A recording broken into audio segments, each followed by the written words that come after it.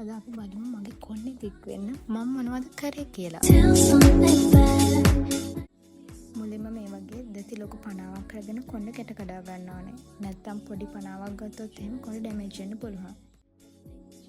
ඩර්මරෝල් එක යූස් කරනකොට හිමීට යූස් කරන්න ඕනේ. මුලින්ම සැනිටයිසර් කරන්න ඕනේ.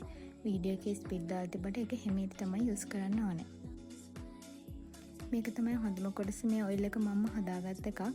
ඒක හොඳට කොන්ඩෙක් සෙක්ෂන් කරලා ඇප්ලයි කරලා විනාඩි 30ක් විතර හිමීට මසාජ් කරන්න ඕනේ.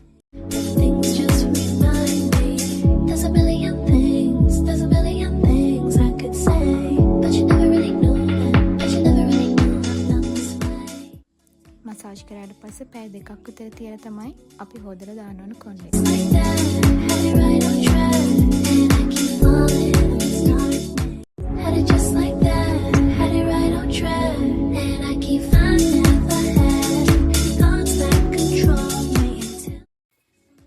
පාවිච්චි කරන ඩව් එකේ මේ ෂැම්පූ එකයි කන්ඩිෂන් එකයි ඒක යූස් කරලා මේ බ්‍රෂ් එකෙන් හොඳට ස්කැල්ප් එක සුද්ධ කරන්න ඕනේ. මේ තියන්නේ ඉතින් මගේ හාකියා රුටීන් එක. මේක කරාට පස්සේ තමයි කොන්න ගොඩාක් හෙල්දි විදිහට පැවුනේ. ඉතින් ඔයාලත් කැමති නම් ඔයාලා try කරලා බලන්න.